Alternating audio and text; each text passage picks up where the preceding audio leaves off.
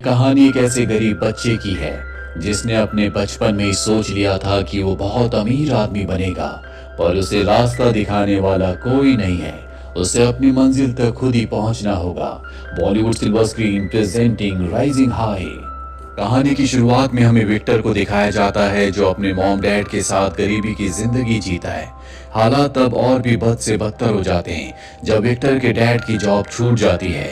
उसके बाद उसकी मॉम भी एक अमीर आदमी के लिए इन दोनों को छोड़कर चली जाती है। विक्टर उस दिन फैसला करता है कि वो आगे चलकर बहुत पैसे कमाएगा।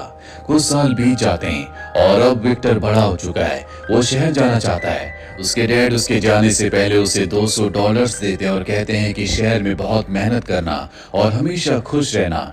इसके बाद विक्टर शहर आ जाता है जहां उसके पास इतने पैसे नहीं होते कि वो किसी कमरे को रेंट पर ले सके।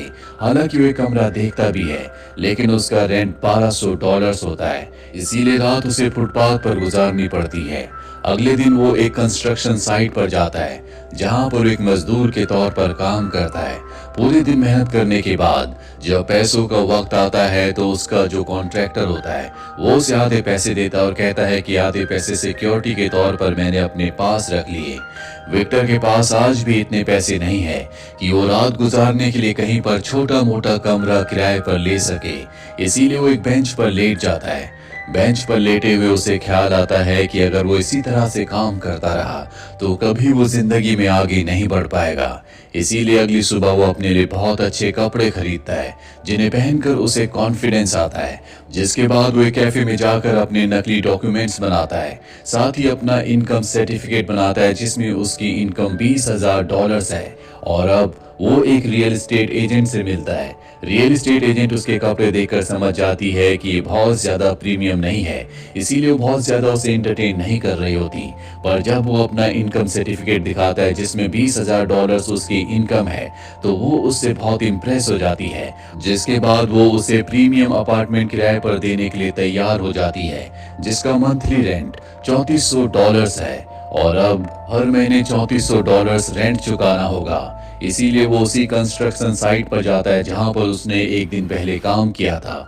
वहां पर जितने भी वर्कर्स होते हैं वो उन सबको इकट्ठा करता है और कहता है कि मुझे पता है कि तुम एक रात रुकने के लिए $38 चुकाते हो, पर मेरे पास एक प्रीमियम अपार्टमेंट है जिसमें हर तरह की फैसिलिटीज है और उस जगह पर रहने के लिए तुम्हें मात्र एक दिन के $40 देने होंगे और ना ही तुम्हें अपना इनकम सर्टिफिकेट दिखाना होगा।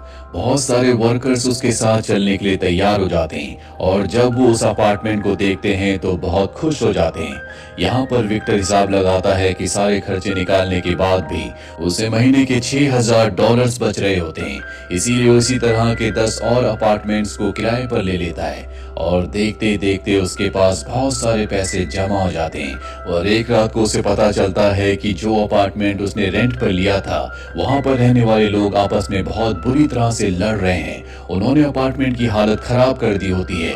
विक्टर जब वहां पर जाता है तो उसे अपनी आंखों पर विश्वास नहीं होता। इनके आपस की लड़ाई की वजह से नेबर्स ने पुलिस को कॉल कर दिया होता है। साथ ही वो एजेंट भी आ जाती है जिसने विक्टर को रेंट पर दिया था और अरेस्ट होने के डर से वो पुलिस से भागना शुरू कर देता है। उसके साथ एक और आदमी भागता है जिसका नाम गैरी होता है और जब भी पुलिस से बहुत दूर निकल जाते हैं तो ये एक बार में जाते हैं जहां पर विक्टर गैरी को अपने बिजनेस के आइडियाज बताता है जो उसे बहुत अच्छे लगते हैं। इन दोनों को समझ में आ चुका है कि अगर इन दोनों को अमीर बनना है तो इन्हें रियल एस्टेट के बिजनेस में जाना होगा।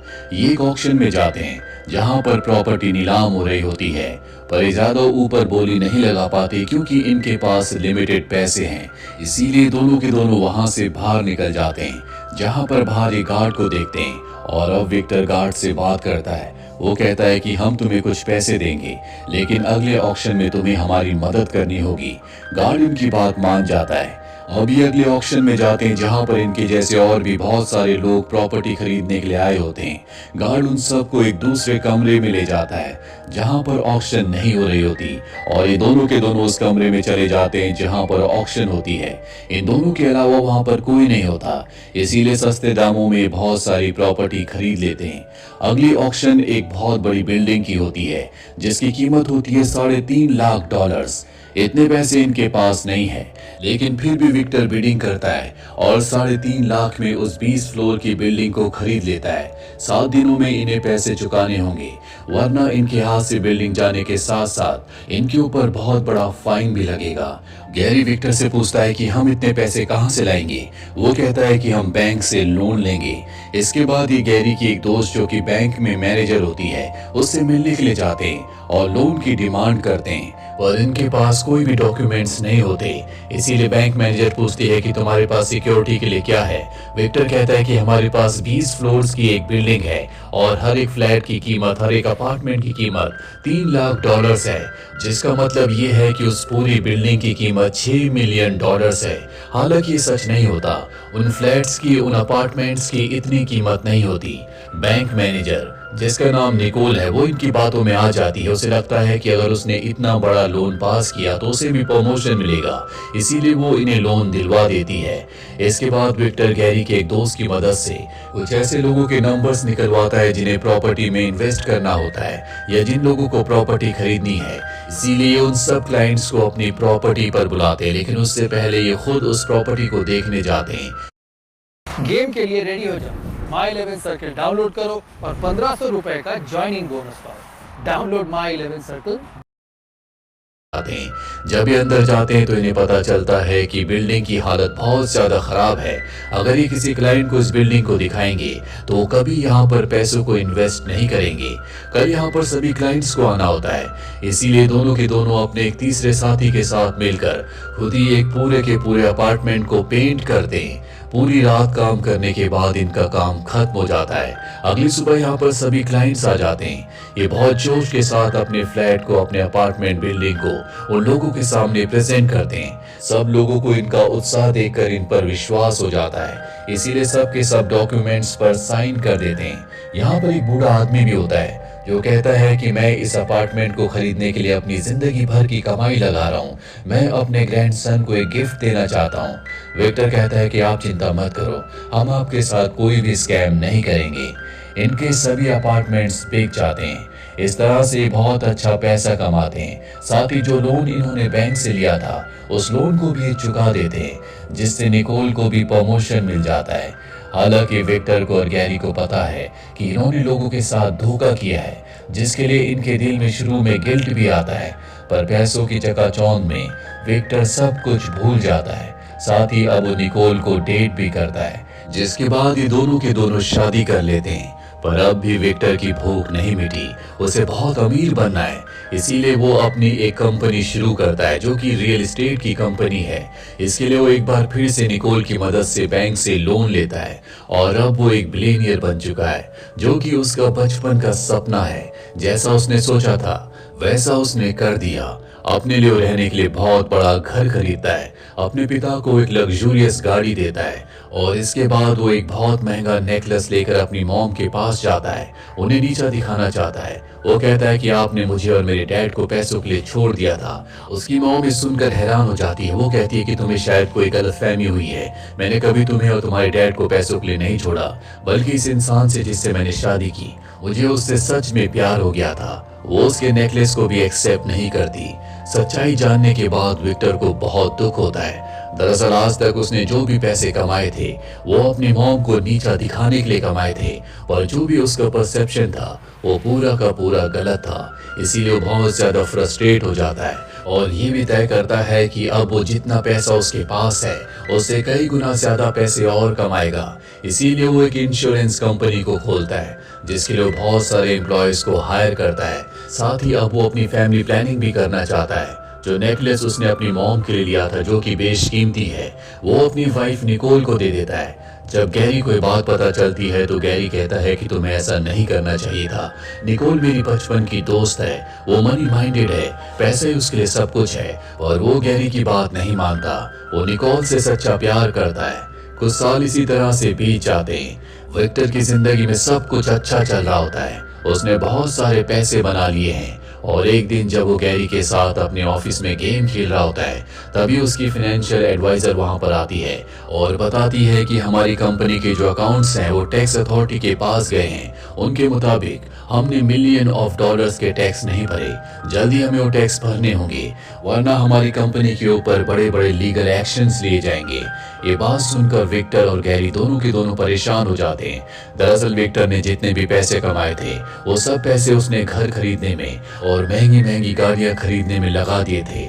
इसीलिए भागकर वो अपने घर जाता है, जहां पर उसकी वाइफ निकोल उसके बच्चे के साथ होती है। वो निकोल से कहता है कि जो नेकलेस मैंने तुम्हें दिया था वो कहाँ पर है। निकोल उसकी बात का कोई जवाब नहीं देती। दरअसल वो नेकलेस अब घर पर नहीं है और ना ही निकोल उसे बताती है कि वो नेकलेस कहाँ पर है। यहाँ पर उसे गैरी की बात याद आती है, इसीलिए वो गैरी के पास जाता और उससे पैसों की डिमांड करता है। गैरी कहता है कि तुम मेरी सारी सेविंग्स को टैक्स में भरना चाहते हो। विक्टर कहता है कि नहीं, मैं टैक्स में नहीं भरना चाहता, बल्कि मैं उन पैसों से और भी प्रॉपर्टी खरीदना चाहता हूँ। मैं अपने काम को बढ़ाना चाहता हूँ। और अब ये ऐसे ही करते हैं, ये अपनी कंपनी की, अपनी प्रॉपर्टी की एड को टीवी पर भी रन करते हैं, साथ ही अलग अलग शहरों में और भी प्रॉपर्टीज को खरीद लेते हैं। इन्होंने अपना सारा पैसा बिजनेस में लगा दिया है, इनके पास एक भी पैसा नहीं बचता और इन दोनों को पूरा विश्वास है कि इनके नए प्रोजेक्ट से इन्हें बहुत फायदा होगा।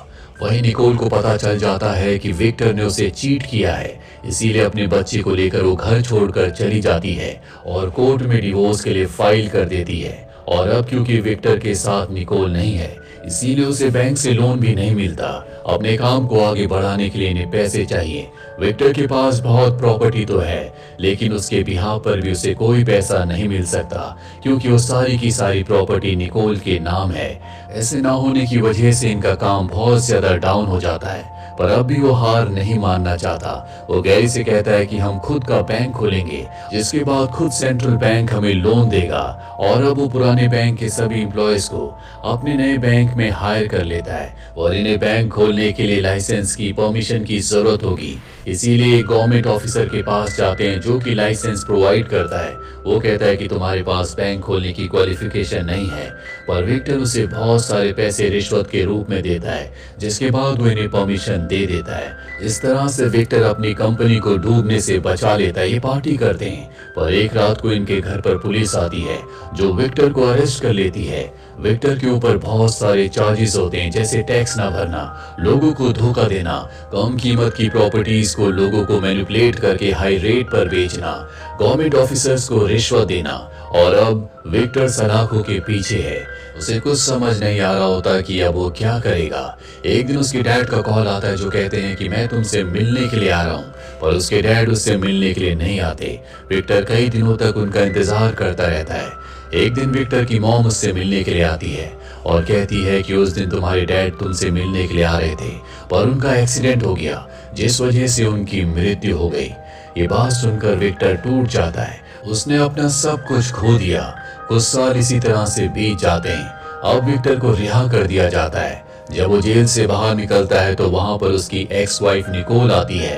दरअसल उसे विक्टर से कोई लेना देना नहीं है, पर वो अपनी बेटी को उसके पिता से मिलवाने के लिए लाई होती है। इसके बाद विक्टर एक छोटे से अपार्टमेंट को किराए पर ले लेता है, जहां गैरी उसके लिए एक लेटर भेजता है जिस पर लिखा होता है, मुझे यकीन है कि तुम अब भी एक शेर हो, तुम्हारे अंदर एक शेर का दिल धड़कता है। विक्टर कई घंटों तक लेटे लेटे सोचता रहता है कि गैरी ने ऐसा क्यों लिखा। तभी उसे याद आता है कि एक बार गैरी ने उसे शेर का स्टैचू गिफ्ट किया था, जो अभी उसके पुराने घर पर है, जिसे गवर्नमेंट ने सील कर दिया है। रात के अंधेरे में वो उस घर के अंदर जाता है, जहां पर उस शेर के स्टैचू को हैमर से तोड़ता है। और जब उसे तोड़ता है तो उसके अंदर वही नेकलेस होता है जो उसने कभी अपनी मॉम के लिए खरीदा था और बाद में निकोल को गिफ्ट कर दिया था। इस नेकलेस की कीमत बहुत ज्यादा होती है। ये बेशकीमती नेकलेस है। दरअसल ये निकोल के पास नहीं था, गैरी ने उसे चुरा लिया था और शेर के स्टैचू के अंदर डालकर उसे गिफ्ट कर दिया था। दरअसल गैरी को पता था कि कभी भी अगर विक्टर के ऊपर बुरा वक्त आएगा तो निकोल उसका साथ नहीं देगी। वो मनी माइंडेड है और अब उसके पास वो महंगा वो बेशकीमती नेकलेस है। अगली सुबह में विक्टर को दिखाया जाता है जो उसी नेकलेस को लेकर अपनी जिंदगी के शुरुआती दिनों की तरह चल रहा होता है। तभी वो देखता है कि सामने सड़क पर वही बूढ़ा आदमी है जिसे उसने $3 लाख में वो अपार्टमेंट बेचा था जो कि उसने अपने ग्रैंड सन के लिए खरीदा था। वो उसे देखकर कुछ पल के लिए सोचता है। तभी उसके पास एक लड़की आती है जो उससे पूछती है कि ऑक्शन कहाँ पर हो रहा है। वो भी उसके साथ चला जाता है। इसका मतलब ये है कि एक बार फिर से वो अपनी पुरानी जिंदगी जिएगा जिस तरह से पहले उसने कामयाबी हासिल की थी। एक बार फिर से वो उसी तरह से कामयाब बनेगा।